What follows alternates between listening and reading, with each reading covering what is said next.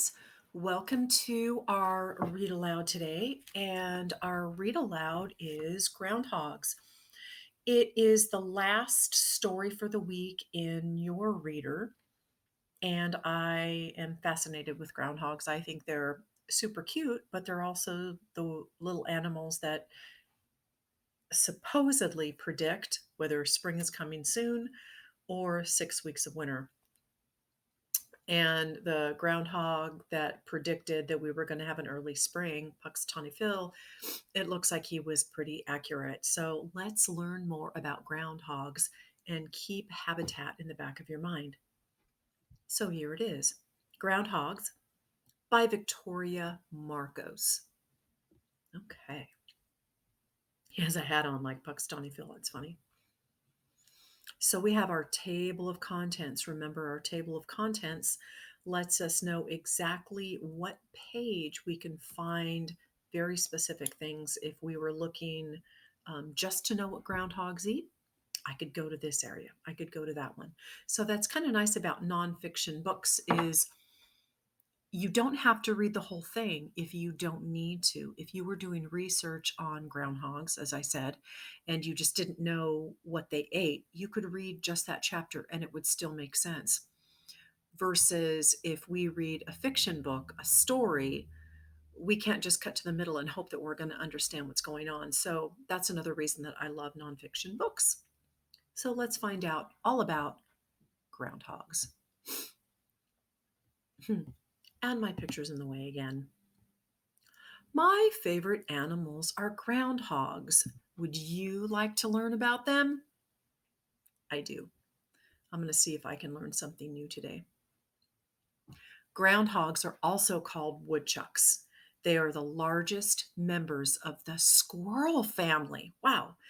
They can be found in most of central and eastern United States and in part of Alaska and Canada. Adult males weigh around 13 pounds and are an average of 20 inches long. So if you think about how wide my shoulders are, that's a little bit less than 20 inches, but they can be pretty big. Groundhogs spend most of their time underground in complex burrow systems. There's that word again, burrow. Um, Here, it's actually used as a noun and not a verb. We've seen that word before, how animals can burrow into the ground, how they can dig into the ground. Well, this is talking about burrow systems. So, tunnels of different burrows that the groundhogs can live in. They dig as far as 6 feet underground and as much as 20 feet in length. So that's about as wide as our classroom is, if you can remember how long that is. Each burrow even has its own bathroom. Well, it's a good thing that they all keep it in one place like we do. That's so silly. Groundhogs eat a lot all summer long.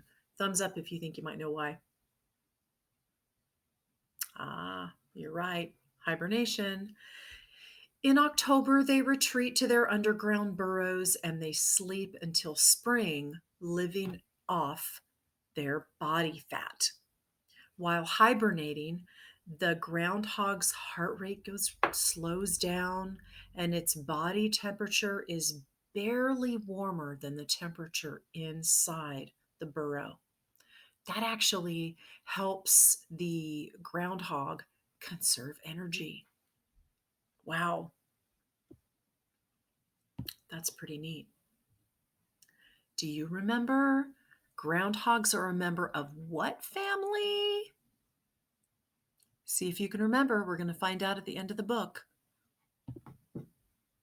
Groundhogs eat about 1/3 of their weight every day in grasses and plants, as well as fruits and tree bark. Ugh, tree bark doesn't sound tasty. Gardeners find groundhogs to be very destructive. So, groundhogs eat about 1/3 of their weight every day in grass. So, let's say The groundhog weighed 10 pounds. That means that almost 4 pounds is going to be eaten in grass. 4 pounds of grass? That's a lot of grass. Wow. And actually it's just over 3 pounds, not almost four. Okay, so gardeners don't like groundhogs. Let's find out why.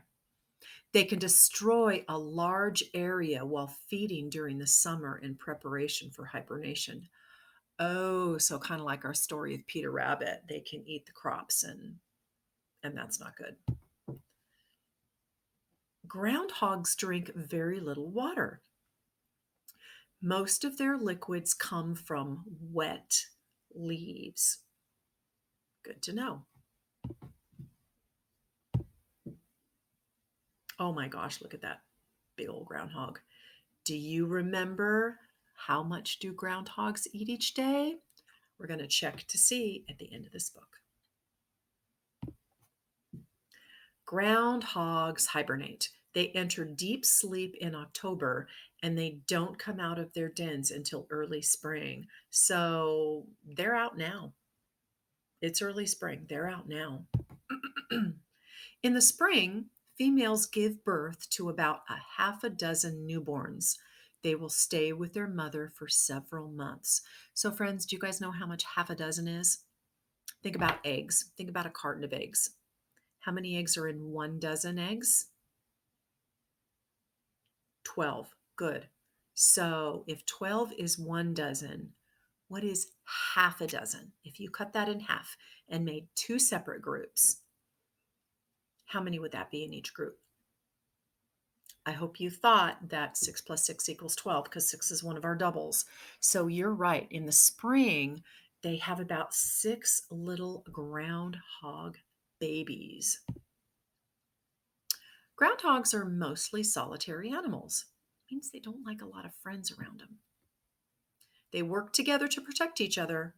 They communicate with each other using a high-pitched scream to warn each other of danger. Look at that picture. That is absolutely hysterical. So they scream to warn danger to their groundhog friends and family.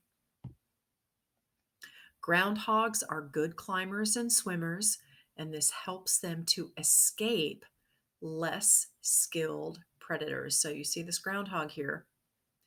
He's looking pretty safe because I'm not thinking that there's going to be a lot of bigger animals that could climb up onto those areas to get him. So good for him. That's how he protects himself in his habitat.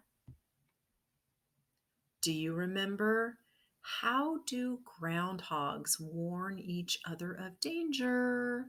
At the end of this book, we'll see if you're right. Groundhogs are very clean. This keeps them safe from insects and disease, kind of like what we're doing right now. Groundhogs are resistant to the plague, which is a really bad illness, kids, which sometimes wipes out large numbers of wild animals. Okay, so they won't get it. Their bodies say, nope, you're not getting inside me. I'm going to stay healthy. So, what's your favorite thing about groundhogs? I want you to think about some of the new things that you learned. And what's your favorite thing about groundhogs? Tell me. Maybe I can hear you. Or tell somebody that's in the room. My favorite thing about groundhogs is dumb. I kind of like hibernation. I don't think I'd mind hibernating a little while during the winter, but I guess that's kind of what we're doing now. And I'm not liking it so much. I miss you guys too much. Okay, so here we go. Did you remember the question to number 1? They're part of what family? The squirrel family. Question number 2. How much did they eat? A third of their weight. And question number 3. How did they contact each other? They use high-pitched screams. And that would hurt if I screamed like they do in the computer, so I won't do that. It would hurt my ears. Okay.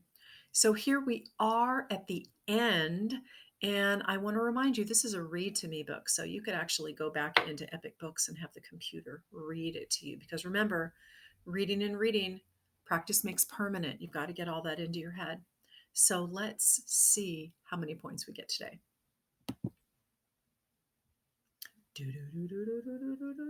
Oh my. Oh, so see, I don't understand, but 161 points, that's a lot of points. And I guess I need to figure out what I can get us with all those points. Okay, friends, you've had an amazing week of read alouds, and I can't wait to see you again at our next lesson. So please have an amazing day, and I'm looking forward to our next video together. Bye.